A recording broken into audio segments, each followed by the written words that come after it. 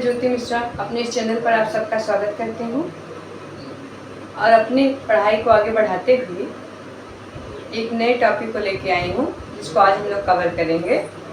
हमारा आज का जो नया टॉपिक है वो न्यूट्रिशन साइंस से रिलेटिव है, जिसे कहेंगे डाइट इन कार्डियोवैस्कुलर डिजीज। मतलब कार्डियोवैस्कुलर डिजीज में हम जो डाइट प्लान करते हैं उस चीज़ के बारे में आज हम चर्चा करेंगे। क्या करेंगे? उसी चीज़ के बारे में चर्चा करेंगे कि कार्डियोवैस्कुलर क्या है। कार्डियोवैस्कुलर डिजीज, जो कार्डियोवैस्कुलर डिजीज होता है इसमें जो है दो चीज़ों के बारे में हम पढ़ते हैं, दो रोगों के बारे में। एक पहला है एथेरोस्क्लेरोसिस, तो दूसरा होता है उच्च रक्तचाप। तो हम इसमें क्या क्या पढ़ेंगे? पहला क्या पढ़ेंगे? एथेरोस्क्लेरोसिस। एथेरोस्क्लेरोसिस क्या पढ़ेंगे? एथेरोस्क्लेरोसिस।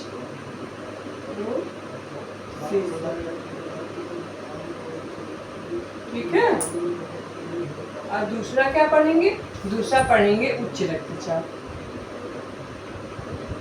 उच्च रक्तचाप।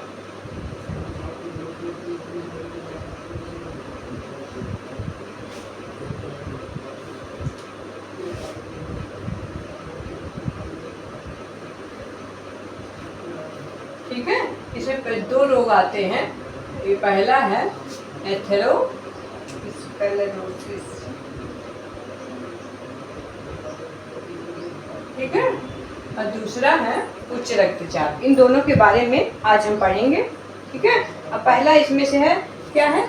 एथेरोस्क्लेरोसिस। इसके बारे में आज हम चर्चा करेंगे कि क्या है एथेरोस्क्लेरोसिस, ये क्या है, कौन सी डिजीज है। तो ये जो होता है इनकी जो जब ये वाला रोग होता है तो रक्त नलिकाओं में जो हमारी रक्त नलिकाएं होती हैं, ब्लड वेसल्स, उसमें क्या होता है? उसमें कोलेस्ट्रॉल, फैट और ट्राइग्लिसराइड इस सब का जमा हो जाता है। ठीक है। क्या होता है? जो हमारी रक्त नलिकाएं होती हैं उसमें कोलेस्ट्रॉल, वसा और ट्राइग्लिसराइड का जमा हो जाता है, जिससे वो काम करना बंद कर देती हैं। तो ये रोग हम पढ़ने के लिए देखते हैं। जो हमारा एथेरोस्क्लेरोसिस है ये किस भाषा का शब्द? ये भी पूछा जाता है कि एथेरोस्क्लेरोसिस किस भाषा का शब्द है। तो ये हमारा ग्रीक भाषा का शब्द है। किसका? ग्रीक भाषा का शब्द है। ग्रीक भाषा का शब्द क्या है? एथेरोस्क्लेरोसिस। ठीक है। और इसमें क्या होता है? इसका क्या मतलब होता है? इसका एथेरोस्क्लेरोसिस का एथेरोस्क्लेरोसिस क्या होता है? ठीक है। इसका अर्थ होता है, जो होता है स्क्लेरोसिस, इसका क्या अर्थ होता है? इसका अर्थ होता है कठोर। क्या होता है? कठोर। यानी कैसा कठोर? दलिया जैसा। क्या इसको बोलते हैं? दलिया जैसा कठोर पदार्थ। यानी दलिया, देखे आप लोग दलिया कैसा होता है, उसी की तरह इसके हो जाते हैं, जो हमारे रक्त नलिकाओं में जमा हो जाते हैं। एथेरोस्क्लेरोसिस में हमारी रक्त नलिकाओं में फैट, ट्राइग्लिसराइड और कोलेस्ट्रॉल जमा हो जाते हैं। ठीक है। इसे कहते हैं कठोर। और इसमें 3 स्टेज होते हैं इस रोग की। जो ये हमारा ये रोग है, ठीक है, हम लोग क्या पढ़ते हैं? Cardiovascular disease. मतलब इसमें कौन से रोग होते हैं? इसमें 2 रोग होते हैं, एथेरोस्क्लेरोसिस और दूसरा है उच्च रक्तचाप। तो इस रोग के, एथेरोस्क्लेरोसिस रोग के 3 स्टेज हैं। ठीक है। कितने स्टेज है? 3। तो इसमें से हम लोग पढ़ेंगे कि पहला क्या है। पहला स्टेज क्या है? तो जो हमारा पहला स्टेज है इसमें क्या होता है? यानी कि फर्स्ट स्टेज। ठीक है। फर्स्ट स्टेज में क्या होता है हमारा? मान लीजिए कि ये हमारी रक्त नलिकाएं हैं। क्या ये हमारी रक्त नलिकाएं हैं? ठीक है। मान लीजिए हमारे रक्त में फर्स्ट स्टेज है, तो इसमें क्या होता है? रक्त नलिकाओं में हमारा जमा हो जाता है। किसका जमा हो जाता है? बताए, ट्राइग्लिसराइड, कोलेस्ट्रॉल और फैट का। तो ये हमारी रक्त नलिकाएं जो फर्स्ट स्टेज रहता है, तो इसमें क्या होता है? इसमें ऐसे धब्बे की तरह पड़ जाते हैं। ठीक है। यानी कि क्या होता है? कठोर धब्बे पड़ जाते हैं।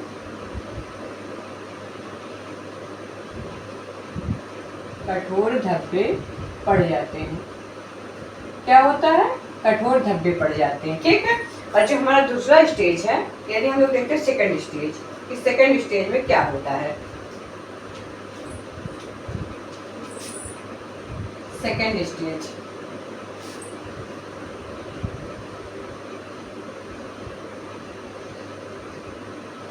सेकेंड स्टेज में क्या होता है, जो हमारा सेकेंड स्टेज है, जो हमारे धब्बे होते हैं, धब्बे रेसे जैसे बन, क्या होते हैं, जो हमारे धब्बे पड़े होते हैं रेसे जैसे बन जाते हैं। ठीक, मान लीजिए हमारी रक्त नलिकाएं हैं, ये जो धब्बे हैं, ये धब्बे जो होते हैं वो रेशों की तरह हो जाते हैं, ऐसे ऐसे हो जाते हैं, पतले पतले रेशे की तरह हो जाते हैं। ठीक है, क्या होता है, इसमें धब्बे रेशे जैसे बन जाते हैं, धब्बे रेशे जैसे बन जाते हैं, रेशे जैसे बन जाते हैं।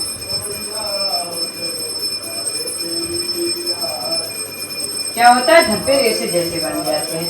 अगला क्या, थर्ड स्टेज। ठीक है, जब रेशे जैसे हमारे बन जाते हैं तो ये रेशे किस चीज के होते हैं, हम लोग इसको भी देखते हैं कि रेशे हमारे किस चीज के होते हैं। तो जो रेशे होते हैं ये वसीय अम्लों के होते हैं, लाइपोप्रोटीन के होते हैं, किस किस के होते हैं। ये जो हमारे रेशे हैं ये हमारे किस किस चीज के बने होते हैं, किसके होते हैं, वसीय अम्ल,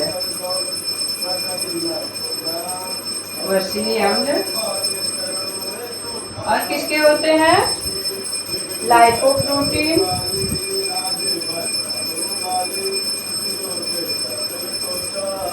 लाइपोप्रोटीन, कोलेस्ट्रॉल, कोलेस्ट्रॉल, और क्या होता है, कोलेस्ट्रॉल के बाद क्या होता है, कैल्शियम, कैल्शियम, कैल्शियम, और क्या होता है, कार्बोज, कार्बोज के होते हैं, और किसके होते हैं, वसा ट्राइग्लिसराइड, वसा triglyceride, glyceride.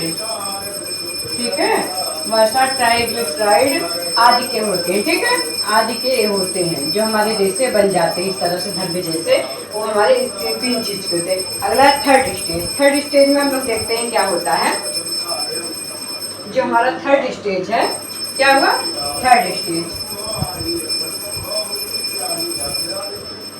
Third stage. Third stage में क्या होता है, तो जो हमारे यहाँ पे देखिए थर्ड स्टेज हुआ, तो हमारे जो रक्त नलिकाएं, इनमें क्या होता है, इनमें रेशे तो बन ही रहते हैं पहले से, मान लीजिए रेशे बने हुए हैं, ये रेशे बने हैं ऐसे ऐसे, तो इसमें जो है घाव बन जाते, किनारे किनारे ऐसे ऐसे ये घाव बन जाते। ठीक है, ऐसे ऐसे देखिए यहाँ पे घाव बन जाते हैं। ये सबसे खतरनाक स्थिति होती है इसकी, एथेरोस्क्लेरोसिस की। यहाँ पे क्या हो जाते हैं, यहाँ पे घाव बन जाते हैं। ठीक है, घाव बन जाते हैं, और रक्त का थक्का क्या होता है, बन जाता है, घाव बन जाते हैं, घाव हो जाते हैं, घाव हो जाते हैं, और रक्त का थक्का बन जाता है, और रक्त का थक्का बन जाता है। क्या होता है, रक्त का थक्का बन जाता है। ठीक है, रक्त का थक्का बन जाता है। क्या होता है, रक्त का थक्का बन जाता है। ठीक है, क्योंकि अगर हमारी जो रक्त नलिकाएं, रक्त नलिकाओं से, जब रक्त नलिकाओं से हम लोग क्या देखते हैं कि हमारी रक्त नलिकाएं हैं, रक्त नलिकाएं से जब रक्त अच्छी तरीके से प्रवाहित होता रहेगा तभी हमारा जो ब्लड सर्कुलेशन है वो अच्छे से क्रिया करेगी। और उसमें जब धब्बे पड़ जाएंगे तो हमें थोड़ी दिक्कत होगी, अगर इसमें रेशे पड़ जाएंगी थोड़ा और दिक्कत है। लेकिन जब इसमें घाव होकर थक्का जम जाएगा तो हमारा ब्लड अच्छे से संवहन नहीं हो पाएगा, जिससे हमें बहुत ही ज़्यादा दिक्कत होने लगती है। ठीक है, ये जो हमारा एथेरोस्क्लेरोसिस है इसके अन्य भी कारण होते हैं, तो हम लोग इसके अन्य कारण देखते हैं कि इसके क्या और कारण हो सकते हैं। ठीक है, एथेरोस्क्लेरोसिस के अन्य क्या कारण हो सकते हैं, तो हम लोग इसके अन्य कारण देखते हैं। ठीक है,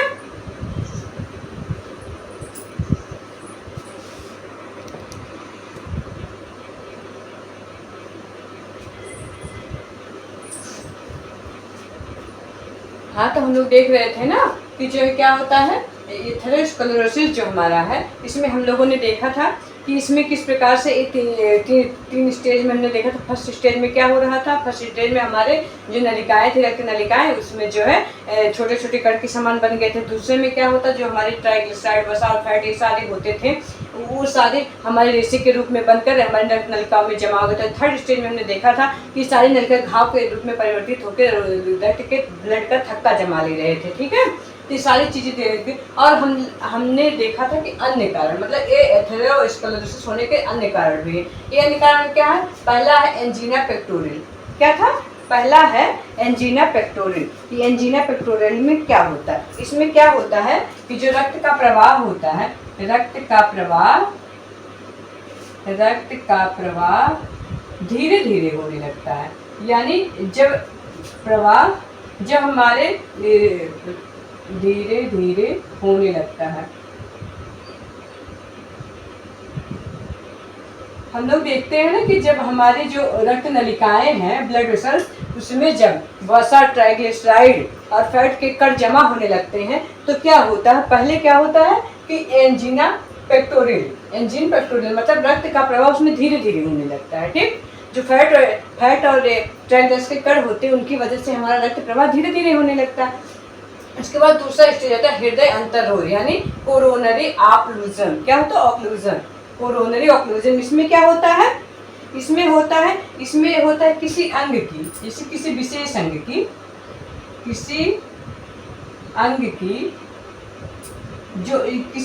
अंग की, जो हमारे रक्त ब्लड बह रहे हैं वो प्रवाह जो है कम हो जाता है। क्या होता है? हमारा जो है किसी अंग का रक्त बहाव बंद हो जाता है, किसी अंग का रक्त बहाव बंद हो जाता है, रक्त बहाव बंद हो जाता है।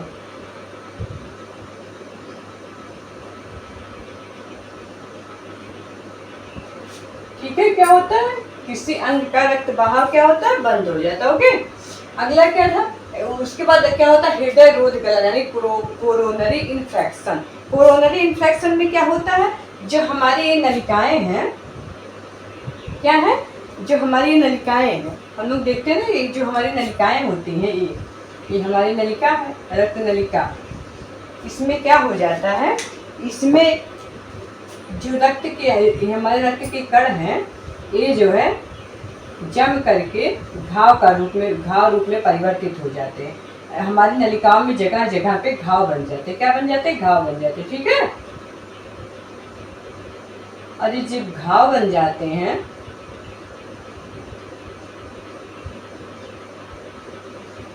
देखिए, अब हम लोग क्या देखें, जब एंजीना पेक्टोरियल होता है तो रक्त का प्रवाह जो होता है वो धीरे धीरे होने लगता है। क्या होता है? रक्त का प्रवाह धीरे धीरे होने लगता है। उसके बाद क्या होता है? किसी अंग का रक्त प्रवाह बंद हो जाता है। जब सेकंड स्टेज में, वहाँ भी हम थर्ड स्टेज, जब सेकंड स्टेज में आते हैं तो क्या होता था? किसी अंग का रक्त बहाव बंद हो जाता है। यानी कि जब हमारे शरीर को एक शरीर विशेष का अंग का रक्त बहाव अगर कम हो गया तो हमारे शरीर की स्थिति बिगड़ने लगती है। ठीक है, और अगर ये लास्ट स्टेज होता है हृदय रोध गलन, जब यहाँ पे हमारे जो ब्लड है, ब्लड का जो थक्का चलने लगता है, और ये थक्का जब इसी रोग की वजह एथेरोस्क्लेरोसिस की वजह से हमारी रक्त नलिकाओं में क्या होता है? घाव बन जाते हैं और जो रक्त के थक्के होते हैं वो जमने लगते हैं। और ये रक्त का थक्का जब छोटा छोटा जमता है, जब इसके टुकड़े छोटे होते हैं तो किसी अंग विशेष में अगर ये फंस जाते हैं तो वहाँ का बहाव बंद हो जाता है। ठीक है, और अगर यही कहीं जो है यही थक्का बड़ा हो गया, अगर छोटा थक्का है, रक्त का प्रवाह बंद हो जाएगा या फिर सकड़ा हो जाएगा, उसका रास्ता जो हमारे रक्त नलिका का रास्ता सकड़ा हो जाएगा। जैसे अगर यहाँ घाव गया, छोटे छोटे टुकड़े हो गए तो इसका प्रवाह जो है धीमा हो जाएगा, और जब धीमा हो जाएगा तो धीरे धीरे बहेगा। और कहीं इसका जो हमारा रक्त का थक्का हमारे घाव की वजह से जो खून बह रहे हैं उसमें से अगर रक्त का थक्का बड़ा हो गया और ये हमारी पूरी नलिका को ढक लिया तो इससे क्या होता है? हमारे मस्तिष्क तक रक्त नहीं पहुंच पाता है, जिससे क्या होता है? व्यक्ति की मृत्यु हो जाती है, यानी कि हार्ट अटैक की संभावना हो जाती है। उसका हृदय उसका जो होता है वो ब्लॉक हो जाता है नर्व, इस वजह से उसको क्या होता है?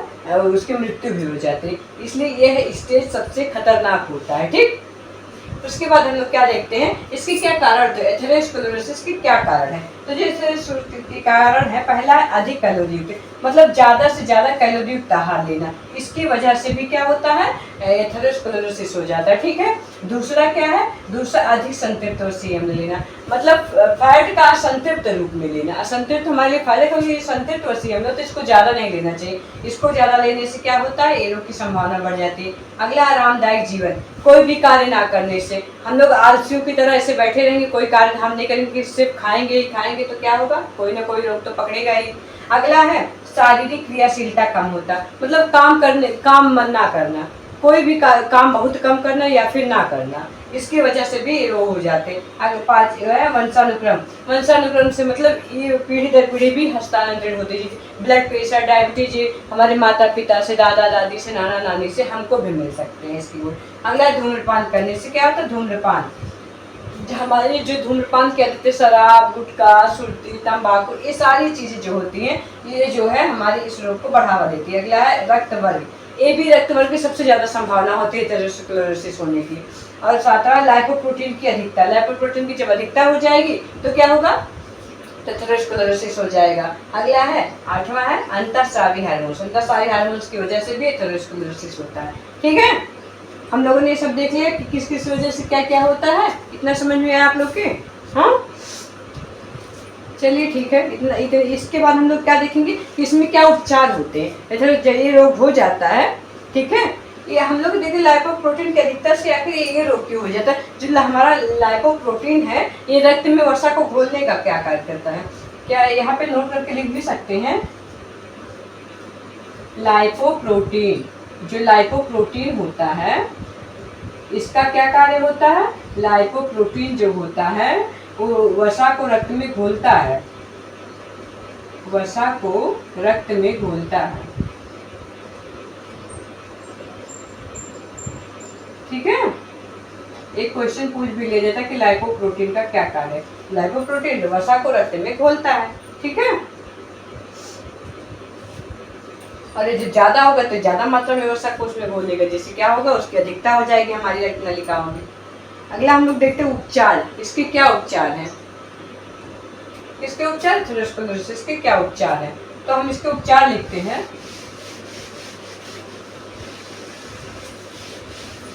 उपचार में क्या होता है कि जैसे इसका क्या होता है, प्रोटीन, प्रोटीन इसमें कितना देना चाहिए, एथेरोस्क्लेरोसिस उपचार, प्रोटीन, प्रोटीन क्या करना चाहिए, प्रोटीन क्या करना चाहिए, कम देना चाहिए, जितना दे रहे हैं उससे यानी सामान्य से कम, सामान्य से कम देना चाहिए। अगला क्या है, प्रोटीन के बाद क्या आता है, कार्बोज कितना देना चाहिए, कार्बोज, कार्बोज कितना देना चाहिए इस रोग में, कार्बोज जो देना चाहिए वो रेशे युक्त देना चाहिए। किसमें देना चाहिए, रेशे युक्त कार्बोज देना चाहिए, रेशे युक्त कार्बोज, कार्बोज देना चाहिए।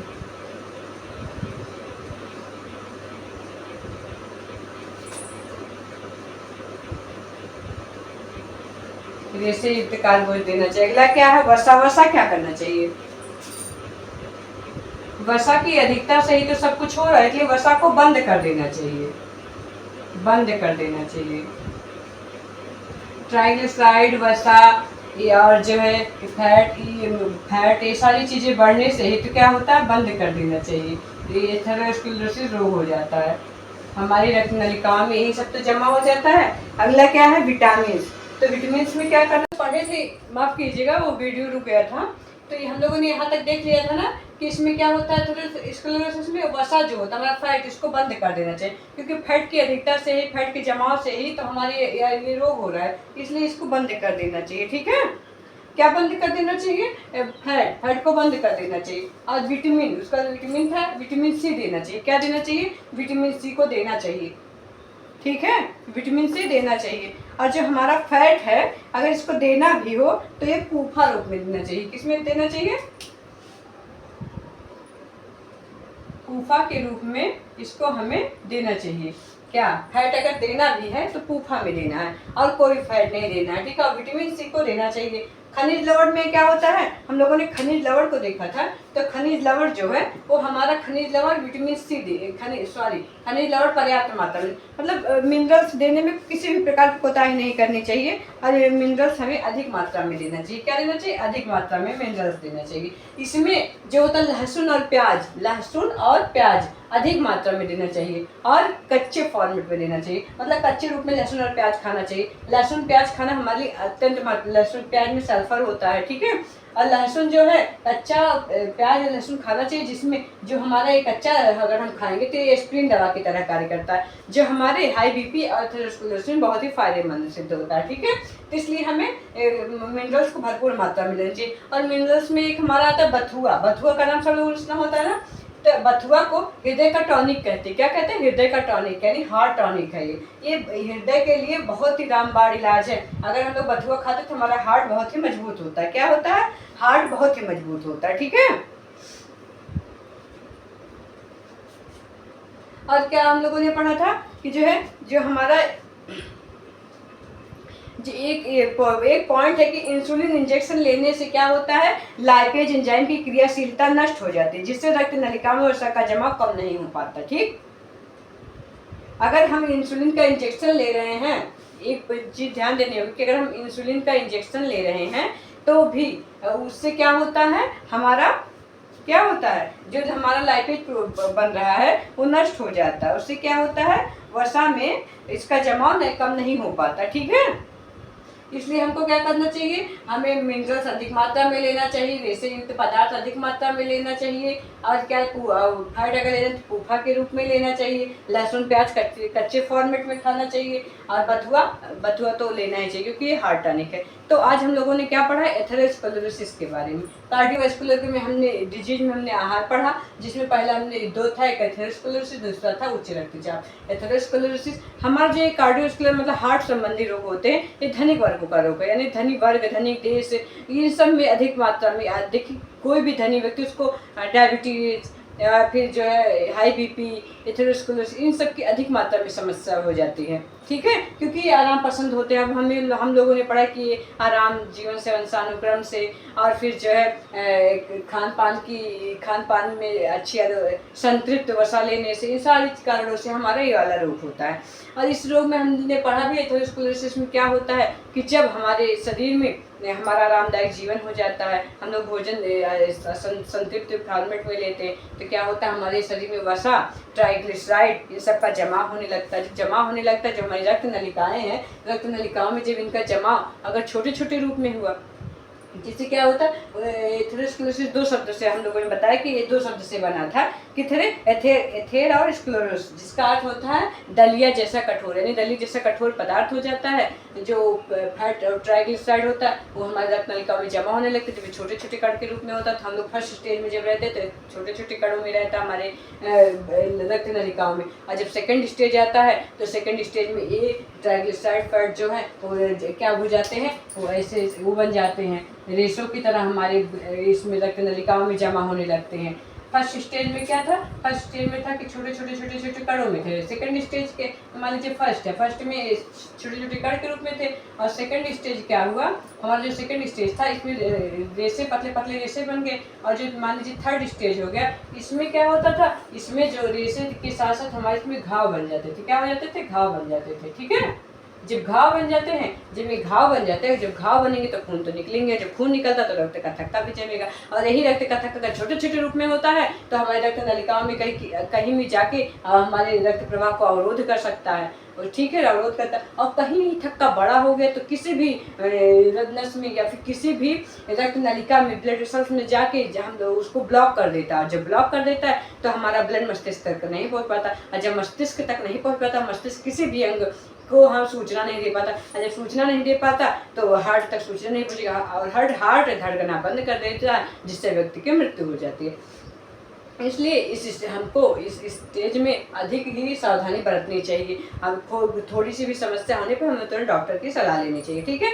और हमें अपने दैनिक जीवन में कार्यों को करते रहना चाहिए। बहुत ज़्यादा संतृप्त वसा भी नहीं लेना चाहिए। तो ठीक है, आज हम लोगों ने इस एथेरोस्क्लेरोसिस के बारे में पढ़ा, और हम कल अपने नेक्स्ट क्लास में क्या पढ़ेंगे, हाई बीपी के बारे में। ठीक है, तो फिर अगर आप लोग को हमारी क्लास अच्छी लगी हो तो प्लीज़ लाइक करिए, कमेंट करिए, शेयर करिए और हमारे चैनल को सब्सक्राइब करिए। Thank you so much.